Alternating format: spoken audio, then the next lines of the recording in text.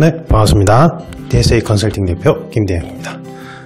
이번 시간에 설명드릴 거는 여러분들이 이제 5분 발표를 해요. 스피치 아닙니다. NCS 기법으로 2015년부터 이제 정립이 되고 나왔댔죠. NCS 기법에서는 면접의 형태를 총 4가지로 나눠요.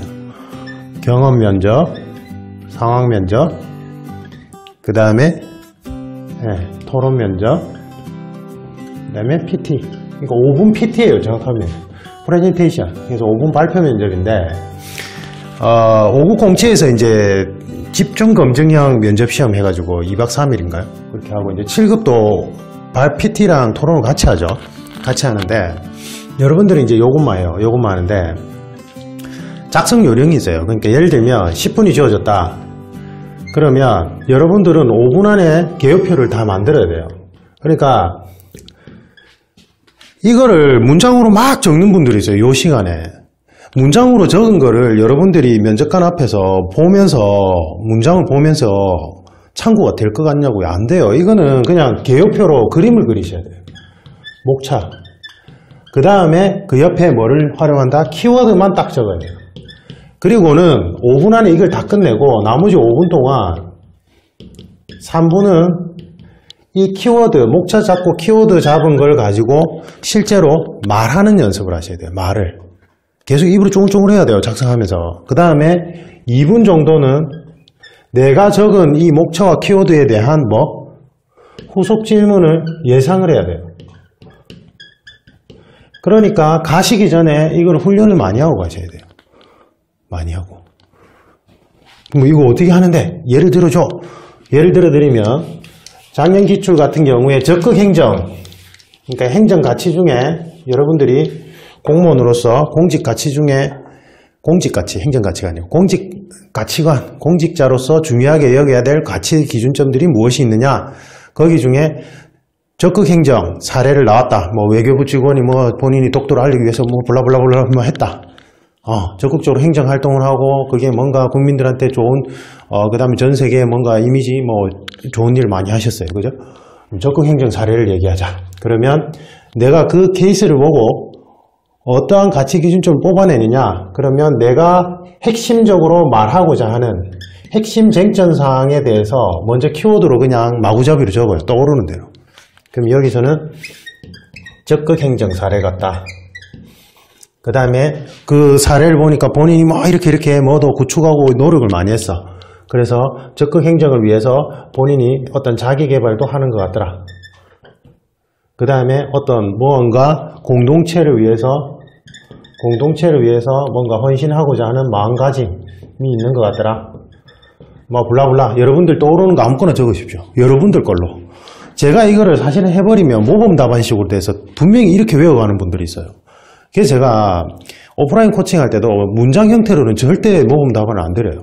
그러니까 초상적으로 설명드리고 그 다음에 가이딩 핵심 키워드가 뭔지 탁탁 짚어드리고 그 다음에 여러분들 언어 구조로 여러분들 머릿속에 뭔가 언어 구조가 있어요. 그러니까 여러분들 문체로 표현을 하실 때 말이 자연스럽게 나와요.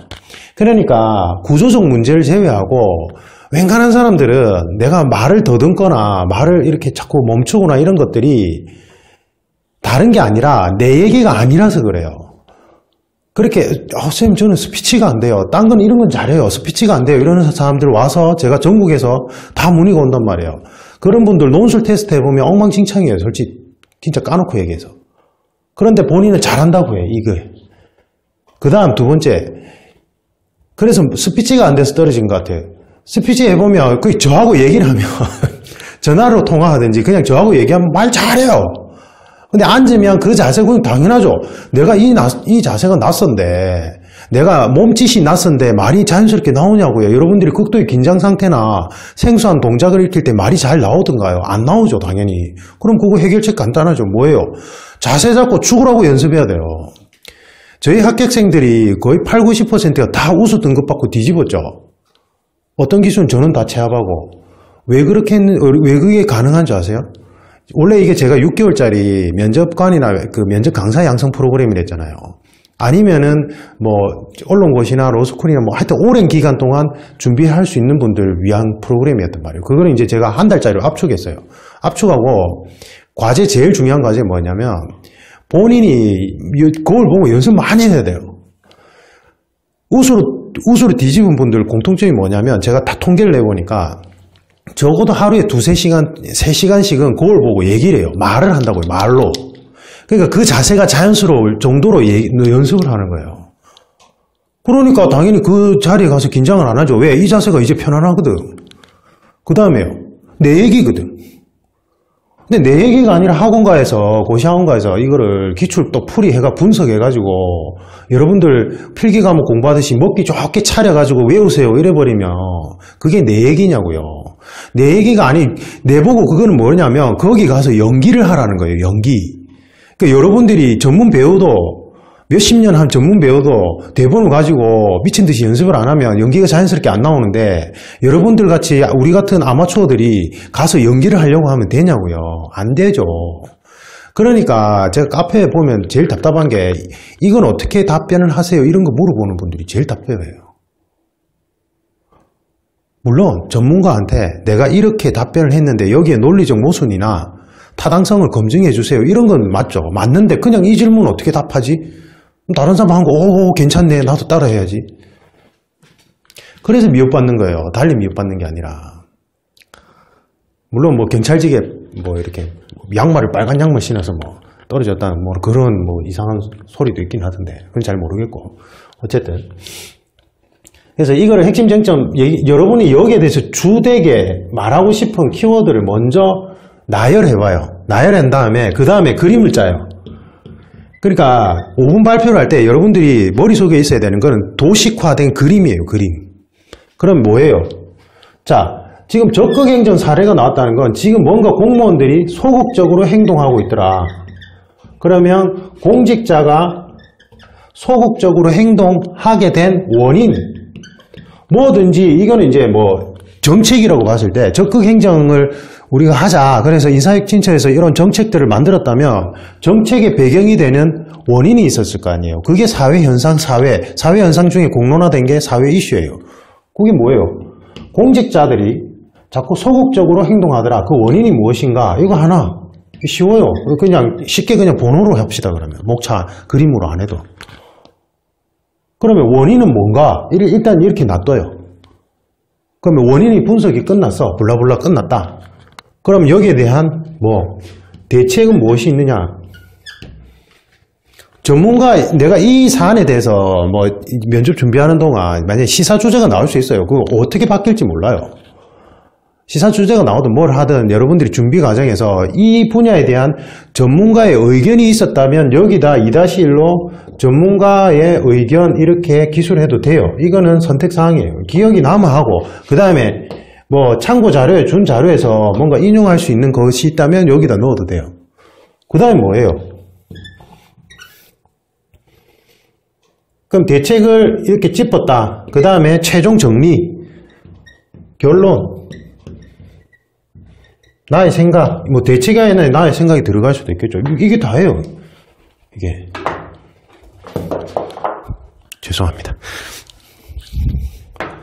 그러면 크게 큰 3가지 줄거리 뼈대로 만들었죠. 그 다음에 살을 붙이면 돼요. 어떻게 해요?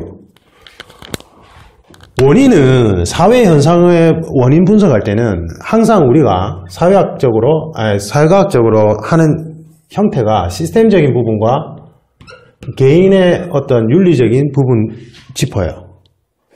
그러면 공직자들이 소극적으로 행동하게 된 시스템적인 원인은 뭘까? 핵심적인 게 뭐예요? 공익추구, 그러니까 이거를 이제 키워드만 적는 거예요. 공익추구, 신중하게 해야 되죠. 왜요? 공익 1이라도 훼손될 경우에 그 미치는 파급력은 그 한 사람의 인생일 수도 있잖아요. 맞죠? 그래서 무슨 원칙이 중요하다? 행정, 조직 구성 원리상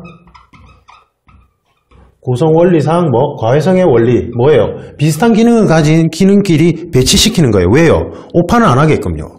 공직자가 오판하는 순간 나라가 거들러요. 그리스 사태요. 그리스 사태가 복진이 뭐니 이렇게 갖다 붙여도 결국은 뭐냐면 공무원들 부패는 유럽에도 다 있어요. 다른 나라에도. 결정적인 역할을 하게 된 게 이제 유로화로 화폐 통일을 했잖아요. 화폐 통일을 하면 원래 그 나라가 가지고 있던 화폐가 평가 절상이 될지 평가 절하가 될지 공무원들이 판단을 해야 돼요. 정치 결정권자들이 본인들의 경제 체질 그다음에 건강 상태를 염두에 두고 거기에 오는 충격이 있을 거 아니에요. 근데 드마카라에 대해서 너무 자신했어요. 자신들의 경제 구조에 대해서. 뚜껑 열고 보니까 화폐가 유로화로 단일되니까 미치는 그 악영향이 엄청났던 거예요. 그게 제일 큰 원인이었어요. 그 다음에 나머지는 부수적인 원인이에요. 그게. 그러니까 공무원들이 판단을 잘못 내리는 순간 공익적 훼손 가치가 엄청나요. 그렇기 때문에 가해성의 원리가 중요하고 신중하게 판단을 내려야 돼요. 그러면 이러한 곳에서 제가 전에 그랬죠. 오랫동안 근무한 이 환경적인 요소가 옆에 환경이라고 적어요. 환경적인 요소가 어떻게 만들었다? 공무원들을 소극적으로 움직이게 만든 원인도 돼요. 그러니까 이게 외부에서 소극적으로 볼 수도 있다는 거예요. 뭔가 적극적으로 하다가 뭔가 잘못하거나 실수했을 경우에 미치는 파급력이 크다는 거예요.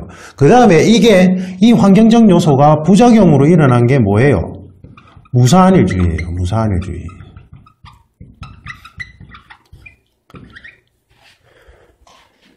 그 다음에 심화해서 들어가면 일반 행정가 시스템이 문제예요.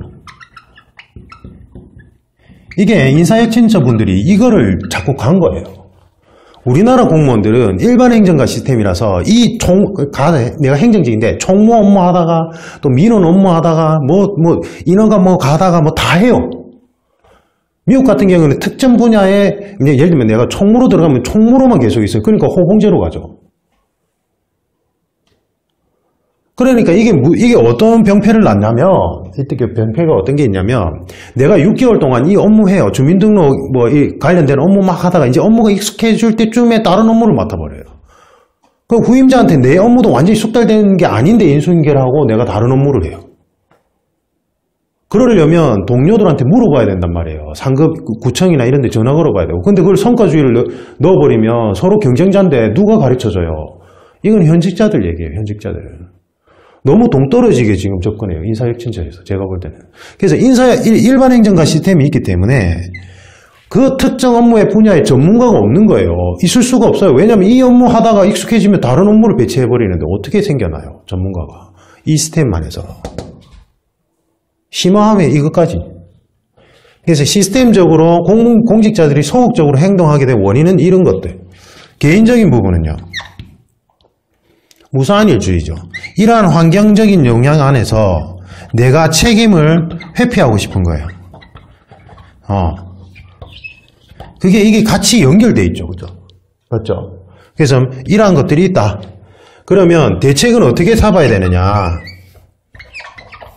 그러니까 이거를 성과연봉으로 성과주의로 간 게 말이 안 되는 거예요. 왜요? 공익은 측정이 안 되죠. 그 다음에 일반 행정가 시스템이죠. 그 분야의 전문가가 양성될 수 없는 구조예요. 공무원 쪽은. 그 다음에 서로 경쟁 구도로 놀아버리면 내가 이 업무 하다가 이제 다른 업무 맡게 돼가지고 물어봐야 되는데 누가 가르쳐 주냐고요. 경쟁자인데 서로가. 안 가르쳐 줘요. 그러면 대책으로 뭐가 들어가느냐. 물질적으로 야 돈 더 줄 테니까 열심히 일해. 이게 안 된다면 돈은 적어. 근데 열심히 일하는 분들이 있어요. 경찰이나 공무원 분들 중에. 뭐예요? 돈이 아닌 그 직업의 보람에서 찾아요. 야, 나는 우리 공동체 사회를 위해서 보이지 않는 곳에서 기업인들은 돈 많이 벌었다고 각광받죠. 그게 이상하지 않아요? 본인이 그냥 열심히 해서 본인 돈 번 건데 우리는 막 그 사람들 보면서 우와 이래요. 페이스북 창시자 보면서 우와 이래요. 자기가 그냥 자기 돈 번 거밖에 뭐 있어요, 그 사람이. 근데 공무원들은 우리 공동체를 위해서 누군가 해야 될 굳은 일들을 보이지 않는 곳에서 계속 서포트해 왔어요. 우리나라가 고도성장했죠. 기업들 덕분일 것 같아요. 그 특정 기업에 몰아주게 하면 어떤 기업이라도 다시 성장해요, 그거는. 그런데 보이지 않는 곳에서 묵묵하게 자기 자리를 지키면서 그 발전 과정 동안 그러한 기업들이 활동할 수 있게끔 인프라를 조성해주고 국민들이 보다 나은 환경, 청결한 환경에서 살 수 있게끔 실제로 그거를 굳은 일들을 해주는 공무원들이 있단 말이에요. 그게 보람이에요.